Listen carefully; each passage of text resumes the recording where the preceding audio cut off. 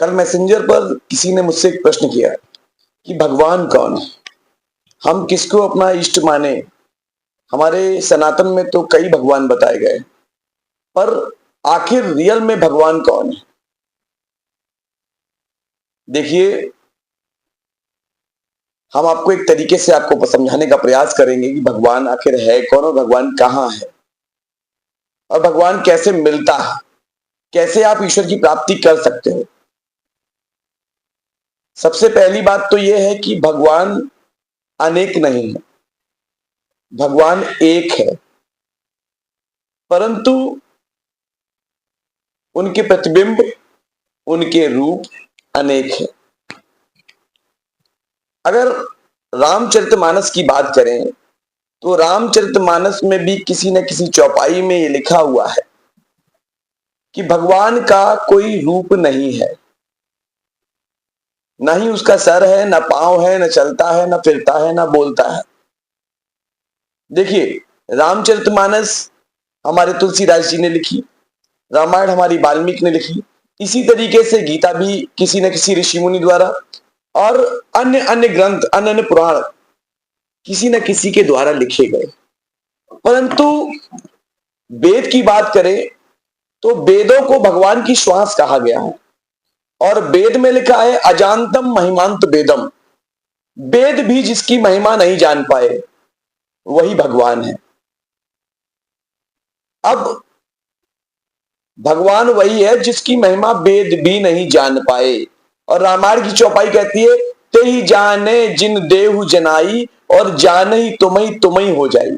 वही भगवान को जान सकता है जिसे स्वयं भगवान ने जना दिया।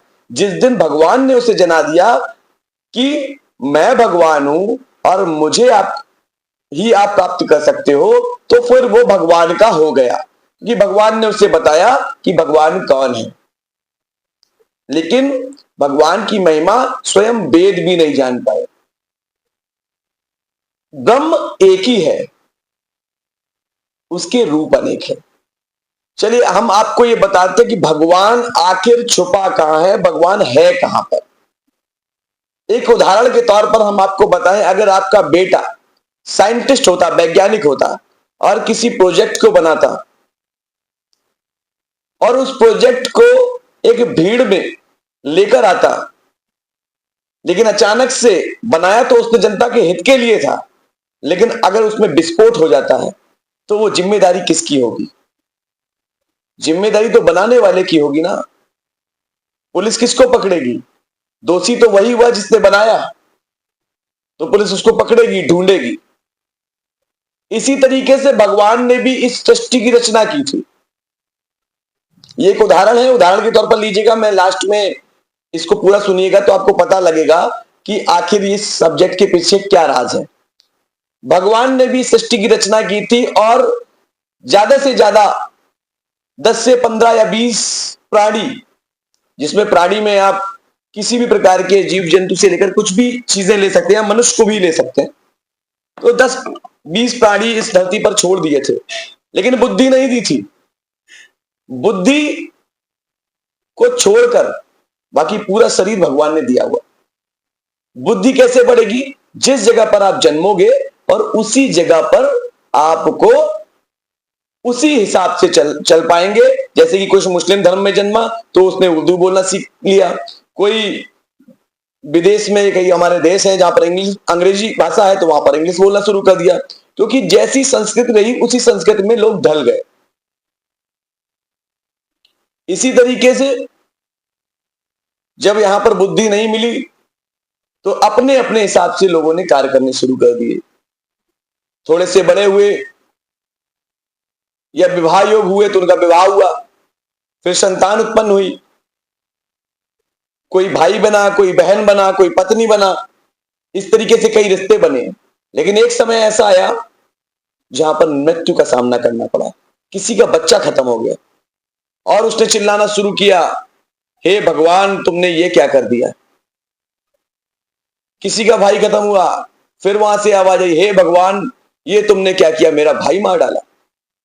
किसी का पिता खत्म हुआ, फिर चिल्लाना शुरू किया, हे भगवान ये तुमने क्या किया, मेरे पिता की मृत्यु हो गई। ये तुमने गलत किया। आज भी हम लोग किसी घर पर मृत्यु हो जाती है तो दोष देते हैं भगवान को। तो आप मुझे बताइए, जहां भगवान को इतना दोष दिया जा रहा हो तो क्या भगवान वहां पर आएगा? इसीलिए उदाहरण के तौर पे समझा रहा हूं, इसीलिए आज तक भगवान अगर पृथ्वी पर आए तो रूप बदल के आया। भिन्न भिन्न तरीके के रूप रखे उसने, क्योंकि भगवान से आप नहीं डर रहे हो, भगवान आपसे डर रहा है। क्योंकि आपने हर जगह पर भगवान को ही दोष दिया, उस ईश्वर को ही दोष दिया जिसने आपको बनाया, जिसने पूरी सृष्टि बनाई। अब भगवान के मन में एक डर था कि अगर हम पृथ्वी पर चले गए तो ये जितने प्राणी, ये 15 से 100 के करीब हुए हैं, ये कहीं हमें पकड़ ना ले। भाई किसी ने प्रोजेक्ट बनाया और आपके बच्चे ने प्रोजेक्ट बनाया और उसको जनता के बीच में लाया, उसमें विस्फोट हो गया तो आपका बच्चा तो डर के भागेगा ना। इसी तरीके से भगवान ने भी बैठक बुलाई कि अब क्या किया जाए, ये ऐसा कैसे घटित हो गया, मैंने तो अच्छे के लिए बनाया था लेकिन यहां पर तो हमारी बुराइयां शुरू हो गई। भगवान ने बैठक बुलाई और छुपने की जगह ढूंढी। जब छुपने की जगह ढूंढी तो किसी ने सलाह दी कि भगवान पहाड़ पे चलते हैं, वहां पर बैठेंगे, चल के कोई नहीं आएगा। भगवान ने तत्काल आंख बंद की, अंतर ध्यान हुए और देखा कि कल की डेट में इसकी बुद्धि बढ़ रही है, ये तो पहाड़ों पर भी पहुंच गया। दूसरा बोला चलो बर्फ पर चलते हैं, वहां नहीं पहुंचेगा। उन्होंने फिर आंख बंद की और देखा, पता लगा वो बर्फ में भी पहुंच गया। एक बोला कि महाराज चंद्रमा पे चलते हैं, वहां पर बैठेंगे चलकर, वहीं से इस सृष्टि को देखेंगे। भगवान ने आंख बंद करी और कलयुग को देखा कलयुग में प्राणी तो चंद्रमा पे भी पहुंचने लगा है। उन्होंने कहा नहीं, इसकी बुद्धि बढ़ रही है, ये कहीं भी पहुंच सकता है। एक बुद्धिमान बैठक में जो भगवान का सलाहकार था, उसने सलाह दी कि एक ही स्थान है भगवान जहां पर आप छुप सकते हो। बोले कहां? बोले ये सब जगह ढूंढेगा लेकिन अपने अंदर नहीं ढूंढेगा, आप इसके अंदर ही विराजमान हो जाइए। तो भगवान कहां विराजमान हो गया? आपके अंदर। आप ढूंढ रहे हो सब जगह पर। तो अगर भगवान आपके अंदर विराजमान है और आप उसका कवच हो, आपका शरीर उसका कवच है, तो आप कौन हुए? आप भी तो भगवान हुए। परंतु ये जाने कैसे? अभी तो वो छुपा बैठा हुआ है। जब तक उस ईश्वर का डर खत्म नहीं होगा कि नहीं ये प्राणी हमारा ही है, तो वो कैसे विश्वास करेगा ये प्राणी हमारा है? जब आप उसका चिंतन करोगे, जब उसका आप ध्यान करोगे। इसीलिए हमारे शरीर में जो साधना है, ध्यान साधना है, जिससे हम ब्रह्म की प्राप्ति कर लेते हैं, जो ऊर्जा होती है। देखिए हर ग्रंथ में एक ही चीज दी हुई है कि हमारा परब्रह्म परमात्मा एक ही है। चाहे वो रामायण उठा लीजिए, चाहे गीता उठा लीजिए, चाहे वेद उठा लीजिए, कुछ भी उठाइए, एक ही है जिसने पूरी सृष्टि बनाई है। अब इन्हीं वेद पुराणों को, हमारे ग्रंथों को पढ़कर मुसलमान का जो समाज है, मुस्लिम धर्म है, उन्होंने कहीं और से ज्ञान नहीं लिया, उन्होंने हमारे सनातन धर्म से ही ज्ञान लिया और सनातन धर्म का ज्ञान लेकर ही वो एक ब्रह्म को पूजना शुरू कर दिए। परंतु उनके धर्म में गुरु परंपरा नहीं है, इसलिए वो ब्रह्म की प्राप्ति नहीं कर पा रहे। केवल मार्ग देख लिया सनातन से कि हाँ एक ही है और एक ही को पूजना है, मिलकर हम एक ही को ही पूजेंगे। लेकिन उसको कैसे प्राप्त किया जाए, उसका मार्ग सिर्फ गुरु ही बता सकता है। इसलिए हमारे सनातन धर्म में गुरु परंपरा है कि गुरु परंपरा से हम लोग चलेंगे। लेकिन आपका ये सवाल होगा कि महाराज अगर भगवान एक ही है तो फिर इतने भगवान क्यों बन गए, हम किसको पूजे? देखिए ब्रह्म को प्राप्त करने के लिए हमें सीढ़ी दर सीढ़ी चढ़ना पड़ता है।